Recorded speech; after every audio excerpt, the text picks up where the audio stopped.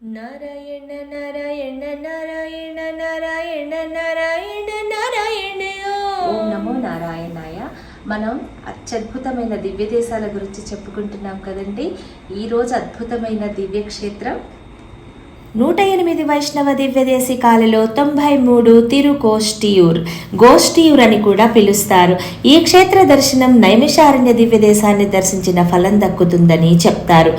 దేవతలందరూ కూడి ఈ క్షేత్రంలో కూటమిగా ఏర్పడి హిరణ్యకశ్యప సంహారానికై నారాయణుని పూజించారు కనుక తిరుకోష్టియూర్ అని పేరు. ఈ క్షేత్ర దర్శనంతో పాపాలు తొలగిపోతాయి. అందుకే తిరుక్కు అంటే పాపాలు, ఓటియూర్ అంటే తొలగించటం కనుక తిరుకోష్టియూర్ అని దీనికి పేరు.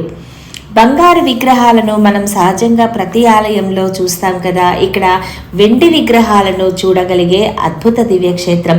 మూలమూర్తి సౌమ్యనారాయణ పెరుమాళ్, ఉత్సవమూర్తి నంపెరుమాళ్ ఉరగమెల్లనయన్, తాయారు తిరుమామగల్ నాచ్యార్, విమానం ప్రణవాకృతి విమానం, అష్టాంగ విమానం, వృక్షం పున్నాగ చెట్టు, తీర్థం చంద్రపుష్కరిణి, దేవపుష్కరిణి, తిరుపార్కడల్, బ్రహ్మ కదంబ మహర్షి దేవతలకు ప్రత్యక్షం.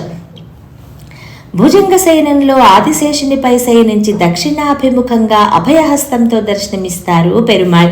230 అడుగుల రాజగోపురంతో 13 అంతస్తులతో అలరారే ఈ దివ్యదేశం పుదుక్కొట్టై నుండి 10 కిలోమీటర్ల దూరంలో తిరుపత్తూర్ అనే పట్టణంలోని సౌమ్యనారాయణ పెరుమాళ్ ఆలయంగా ప్రసిద్ధి చెందింది. కదంబ మహర్షి అభ్యర్థన మేరకు పెరుమాళ్ నేరుగా పాలకడలి నుండి ఇక్కడికి వచ్చి భుజంగ శయనంలో భక్తులను ఆశీర్వదిస్తున్నారు. ఇక్కడికి దగ్గరలో ఉన్న పిల్లయార్పట్టి కర్పగ వినాయక ఆలయం కూడా చాలా ప్రసిద్ధి చెందిన కోవెల. తిరుకోష్టియూర్ నంబి అవతార స్థలం. అష్టాంగ విమానాలు కలిగిన 2 దివ్య దేశాలలో మరొకటి తిరుక్కుడల్ అన్నమాట. మరియు ఈ తిరుకోష్టియూర్ కేవలం ఈ దివ్యదేశంలో 11 మంది ఆళ్వారులు 247 పాసురాలతో స్వామిని స్తుతించారు. రామానుజుల వారు తిరుమందిరం నేర్చుకున్న దివ్య ప్రదేశం ఇది. నేర్చుకోవటానికి ఈయన శ్రీరంగం నుండి 17 సార్లు వచ్చి నంబిని అభ్యర్థించి విఫలమయ్యారు. 18వ సారి వచ్చినప్పుడు ఆశ్చర్యంగా రామానుజాచార్యుల వారిని స్వాగతించి ఇప్పుడు నీ అహంకారం తొలగిపోయింది కనుక తిరుమందిరం నేర్చుకోవచ్చు అని చెప్పారట. దాంతో నంబి రామానుజాచార్యుల వారికి ఒక షరతు విధించారట. దీన్ని ఎవ్వరికీ చెప్పవద్దని, ఒకవేళ చెప్పితే నరకానికి పోతావని చెప్పారట. ఈ తిరుమందిరాన్ని కంఠస్థం చేసి ఆయన ఆలయ 3వ అంతస్తులోకి వచ్చి పెద్దగా అందరినీ పిలిచి తిరుమందిరాన్ని పెద్దగా చదివి వినిపించారట. ఆయన మాట మీద నిలబడనందున ఎందుకు ఇలా చేశావని అడిగారట నంబి. దానికి తిరుమందిరం అందరూ చదవటం వల్ల స్వర్గానికి వెళ్తారు కదా, నేను మాత్రమే నరకానికి వెళ్తాను, అందుకే అందరికీ చెప్పానని చెప్తారట. దానికి నంబి ఎంతో సంతోషపడి ఆయనను నీ ఎంపెరుమాన్ ఆనర్ అంటే నువ్వు నా భగవంతుడివి అయ్యావు అని పిలిచారట. శ్రీమన్నారాయణుని కూడా ఎంపెరుమాన్ అని పిలుస్తారు. రామానుజాచార్యుల వారికి నంబికి విడిగా సన్నిధి ఉంటుంది. 18 తిరుమందిర శ్లోకాలు బోర్డు మీద రాసి ఉంటాయి. 3వ అంతస్తులో రామానుజాచార్యుల వారి తిరుమందిరాన్ని ప్రపంచానికి వివరిస్తున్నట్లుగా ఆయన విగ్రహం ఉంటుంది. పెరియాళ్వారులు తిరుపల్లాండులా ఈయన అష్టాక్షర మంత్రాన్ని జపించి పెరుమాళ్ని నిజమైన భక్తునిలా సేవించారు. మొత్తం 40 పాశురాలతో తిరుమంగయాళ్వారులు, పేయాళ్వారులు, తిరుమజిసయ్యాళ్వారులు, భూతత్తాళ్వారులు స్వామిని స్తుతించారు. పెరియాళ్వారులు మొదటిసారి కృష్ణ జయంతి రోజు ఇక్కడికి వచ్చినప్పుడు స్వామిని ఆయిరప్పడితో స్తుతించారు. ఈ తిరుకోష్టియూర్ వైష్ణవులు దర్శించుకోకపోతే రాబోయే జన్మల్లో కోతులులా పుడతారని చెప్తారు. ఒకసారి హిరణ్యకశిపుడు బ్రహ్మ గురించి తపస్సు చేసి దేవతల వల్ల కానీ, రాక్షసుల వల్ల కానీ, జంతువుల వల్ల కానీ ఇంట బయట పైన కింద ఇలా ఎవరు జయించలేని వరాన్ని పొందుతారు, వరమిస్తారు బ్రహ్మ. దాంతో ఆయన అందరినీ బాధిస్తూ ఓం హిరణ్యాయ నమః అని చెప్పమంటారట. ఆలయాల్లో విగ్రహాలను తొలగించి ఆయన విగ్రహం పెడతారు.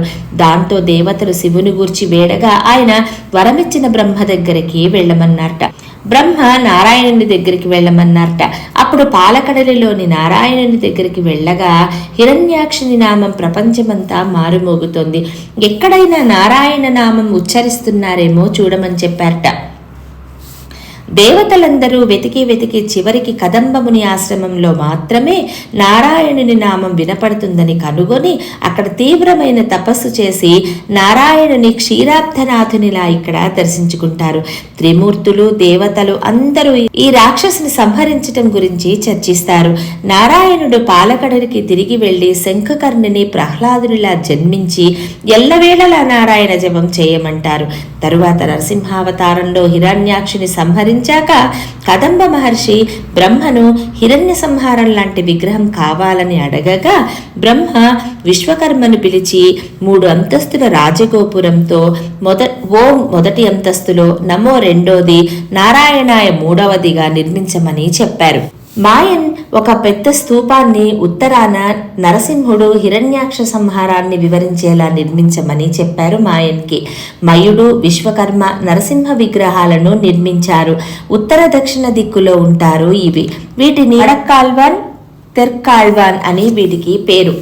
హిరణ్యాక్ష సంహారం వరకు ఇంద్రుడు ఇక్కడే ఉండి వెండితో చేసిన సౌమ్యనారాయణ పెరుమాళ్ మరియు శ్రీదేవి, భూదేవి, నీలాదేవి విగ్రహాలను కదంబ మహర్షికి బహుమతిగా ఇచ్చారు. ఇప్పటికీ మనం ఆ విగ్రహాలను ఈ దివ్యదేశంలో దర్శించుకోవచ్చు. బుధుని కుమారుడు పురూరవుడు ఈ కోవెలపై ఎగురుతూ వెళ్తూ అష్టాంగ విమానం చూసి ఇక్కడ దిగి పెరుమాళ్ళని దర్శించుకుని ఆయన జ్ఞాపకార్థంగా ఈ ఊరిని నిర్మించారు. శివుని సన్నిధి కూడా కింద ఉంటుంది.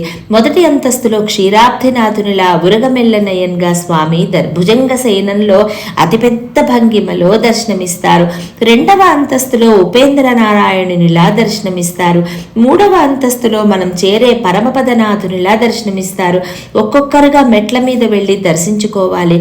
మురళీకృష్ణుడు తాండవం ఆడుతున్న విగ్రహం ఉంటుంది. అద్భుతంగా ఉంటుంది. తప్పక దర్శించండి. ఈ క్షేత్రంలో మనం ఒక్కొక్కరుగా పైకి వెళ్ళాలండి. కింద చూసి వచ్చేయద్దు. గుడి చూసి పైన ఒక్కొక్కళ్ళు పట్టేంత మెట్ల సందు ఉంటుంది. 3 అంతస్తులను వెళ్ళి పరమపదాన్ని దివిలోనే దర్శించుకోగల అత్యద్భుతమైన దివ్యక్షేత్రం నరకనాశన గొప్ప పెరుమాళ్ళుగా పేరొందిన 108 దివ్యదేశాలలో 93వ దివ్యదేశం వైష్ణవులు తప్పక దర్శించవలసిన తిరుకోష్టియూర్ దివ్యదేశం.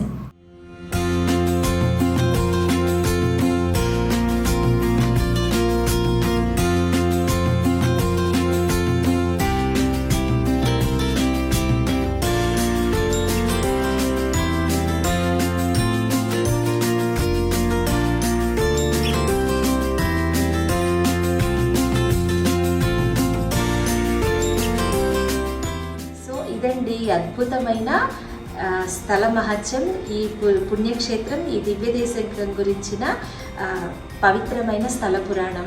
సో ఈ అద్భుతమైన దివ్యక్షేత్రాన్ని మీరు దర్శించండి. మీ అనుభవాలను మాతో కూడా పంచుకోండి. ఒకవేళ మాకు తెలియని ఏమైనా మంచి విషయాలుంటే దయచేసి తెలియచెప్పండి. ఓం నమో నారాయణ.